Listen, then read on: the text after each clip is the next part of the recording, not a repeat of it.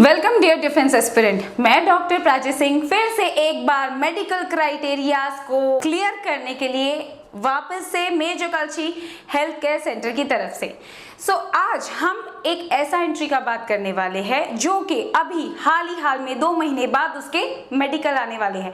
मैं जानती हूँ कि पिछले लास्ट वीडियो में मैंने ये आपसे कहा था कि मैं एसएसबी डायरेक्ट एंट्रीज को लेकर आने वाली हूँ, बट सडन एंट्रीज और सडन मेडिकल्स और सडन क्वेरीज के चलते हुए नेक्स्ट वीडियो श्योरली मैं डायरेक्ट एसएसबी पर जरूर करूंगी।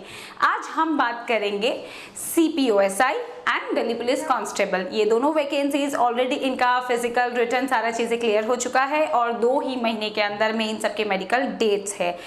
उसके कैंडिडेट्स लगातार हमसे कांटेक्ट बनाए हुए हैं प्री मेडिकल के लिए। डेफिनेटली वो मेजर कल्ची हेल्थ केयर सेंटर पे आ रहे हैं, लेकिन कुछ ऐसे क्राइटेरियाज है जो उनके एक्चुअली अगर हम सच कहें तो क्लियर आउट नहीं हो रहा है। पहला तो ये कि डिफेंस का एग्जैक्ट क्राइटेरिया इसमें भी लगेगा क्या, ये भी मतलब डिफेंस में जिस तरह से आर्मी विंग का जो मेडिकल का पर्सपेक्टिव है, जो उसका पूरा क्राइटेरिया एंड ग्लाइडिंग स्केल है, क्या वही सेम टू सेम यहाँ लग रहा है?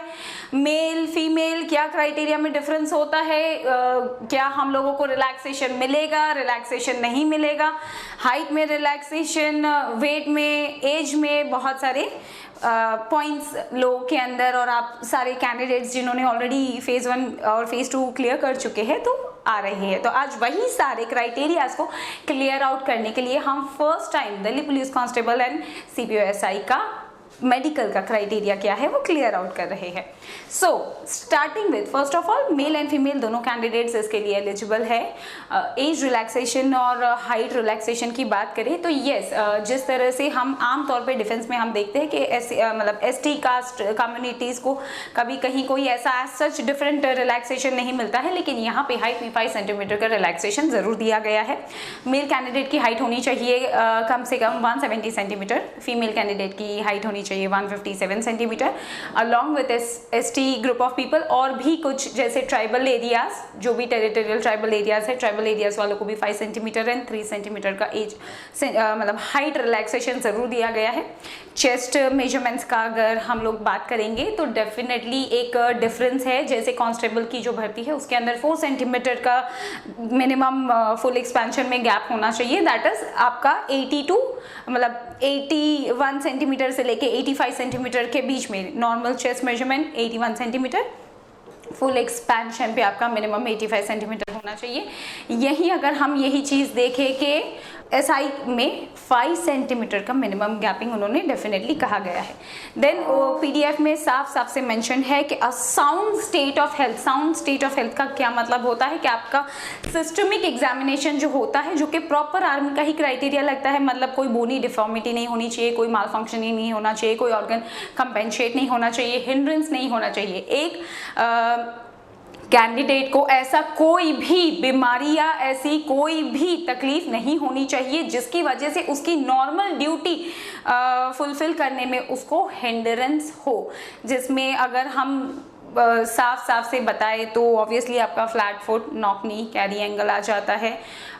उसके अलावा अगर हम सिस्टमिक एग्जामिनेशन में थोड़ा और ब्रीफ करने की कोशिश करिए, देखिए माइल्ड, अगर एकदम माइल्ड DNS है तो एज सच क्राइटेरिया में कोई इशू नहीं आता है, लेकिन बहुत मेजर DNS होता है तब कहीं ना कहीं आपको रिव्यू या TR का चांसेस रहता है। अपार्ट फ्रॉम दैट थिंग कोई भी ऐसा बोनी डिफॉर्मिटी या फिर आपका जैसे स्कोलियोसिस हो गया, आर्च प्रॉपर नहीं है, बैक कर्वेचर 10 सेंटीमीटर से भी अगर ज़्यादा डिफर हो रहा है, या तो फिर हम बात करते हैं जैसे कि कोई ऐसी एज सच किडनी रिलेटेड आपको कोई बीमारी या कोई सिंड्रोम या फिर स्क्विंट, ये सारा चीज़ें अलाउड नहीं होता है।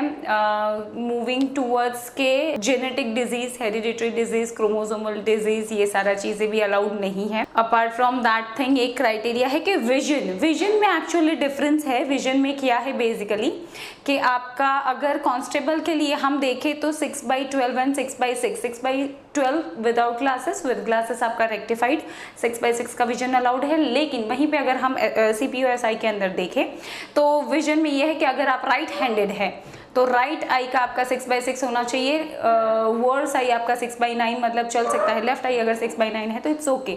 और अगर आप लेफ्ट हैंडेड है तो आपका लेफ्ट आई का 6/6 होना चाहिए without glasses, and right I का अगर आपका विदाउट ग्लासेस 6/9 होगा तो चलेगा, वाइस वर्सा। सो ये एक बहुत मेजर डिफरेंस है। होप सो आप लोगों को डाउट्स जो है वो क्लियरिफाई हो रहे हैं। कलर ब्लाइंडनेस बिल्कुल भी अलाउड नहीं है, you should not be colour blind. आपको प्रॉपरली सारा कलर्स आइडेंटिफाई करने में कोई भी प्रॉब्लम नहीं होना चाहिए। नेक्स्ट पार्ट एक आता है, एक डिफरेंस आ रहा है टैटू में। बेसिकली आमतौर पे हमने ऑलरेडी देखा है कि डिफेंस के जितने भी क्राइटेरियाज है उसमें ये कहा गया है कि बोथ डॉर्सल, दोनों हाथों में मतलब जो डॉर्सल साइड है, डॉर्सल साइड ऑफ पाम, वहाँ पे आपका टैटू अलाउड है, एंड बोथ फोर आर्म, दोनों फोर आर्म्स में आपका टैटू अलाउड है। बट यहाँ एक थोड़ा सा चेंज ये है कि आपका बोथ डॉर्सल साइड पे अलाउड है, ठीक है। आपका सिर्फ लेफ्ट फोर आर्म मतलब जो आपका होता है सिर्फ लेफ्ट फोर आर्म में एलिजिबल टैटू अलाउड है, not in the right four arm because it is a saluting hand and left वाला जो है वो नॉन सैल्यूटिंग हैंड है।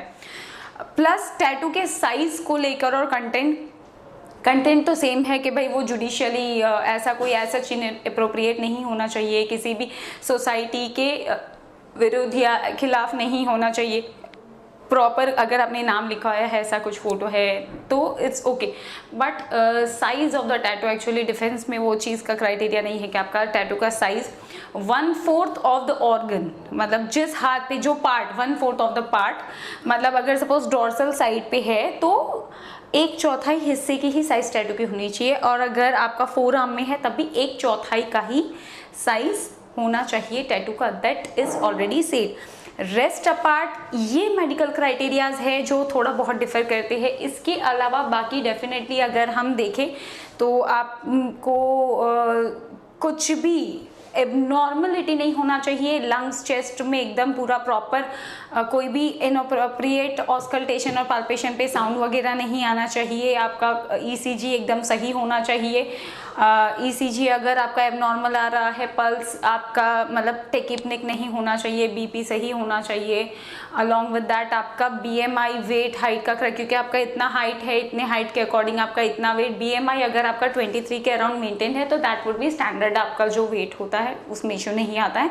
लेकिन अगर उससे ज़्यादा है, क्योंकि एक ये भी इश्यू आ रहा है कि आपने फिजिकल तो कर लिया, ऑलरेडी निकाल चुके हैं। अब जिस वक्त आपका फिजिकल था तब आपका हाइट और वेट वहाँ चेक हुआ है, लेकिन अब जब कंप्लीट हो गया है आपका फिजिकल तो फिर आप लोग थोड़ा रेस्टिंग जोन में आ गए हैं, अब वजन बढ़ रहा है। सो इस चीज़ का ज़रूर ध्यान रखिएगा कि वर्कआउट मत छोड़िए, एक्सरसाइज मत छोड़िए, रनिंग मत छोड़िए, बी देयर। क्योंकि एक जो जोश, जो जज्बा आपके अंदर है, जो जुनून है, उसको पहले से लेके आखिर तक उसको यूं ही बरकरार कराए रखना है। Apart from that thing, blood test, urine test, वो भी आपका नॉर्मल मतलब कंप्लीट ब्लड काउंट और यूरिन रूटीन, माइक्रो, ये सारी चीज़ें होती है। कंपैरेटिवली बहुत ज़्यादा टफ नहीं होता है, but they just need a fit, healthy and appropriate.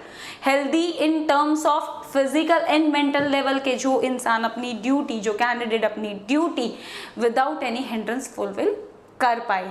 सो बाकी सारे criterias it is all just same. कोई पास्ट में सर्जरी वगैरह नहीं हुआ होना, मतलब अगर हुआ है तो ये है कि 6 मंथ या ऐसा कुछ गैप हो, हील हो चुका हो, अब आपका फंक्शनिंग एकदम प्रॉपर हो, फंक्शनिंग कंपेंसेट ना हो, कानों में पर्दा फटा हुआ नहीं होना चाहिए, उसमें एयर प्रेशर या ऐसा कुछ नहीं बना हुआ होना चाहिए, छेद नहीं होना चाहिए, मैल नहीं होना चाहिए, दांतों को भी एकदम प्रॉपर मतलब कैविटीज़ नहीं होनी चाहिए, कैरीज नहीं होना चाहिए, डीके टूथ नहीं होना चाहिए, डेफिनेटली टार्टर रिमूव किया हुआ होना चाहिए, ये सारा चीज़ें। नेज़ल पॉलिप्स नहीं होने चाहिए, क्योंकि ये सारी चीज़ें कहीं ना कहीं जब आप अपना ड्यूटी परफॉर्म करते हैं, अगर इसमें कहीं पर भी कोई भी फ्लॉ निकलता है तो it hinder your work profile. So बस यही चीज़ है that physical the person should be physically and mentally in a healthy state and healthy condition. Hope so कि इस वीडियो से, मैं जानती हूँ कि थोड़ा लेट हो चुका है, इस वीडियो के लिए, but still we have 2 months। Major कल्ची health care centre definitely welcomes you. आप आकर अपना पूरा प्री मेडिकल करा सकते हैं। सिर्फ प्री मेडिकल ही नहीं बल्कि हम देते हैं आपको श्योर सोल्यूशंस। जब है आपके पास में प्री मेडिकल तो फिर क्यों मिले आपको री मेडिकल।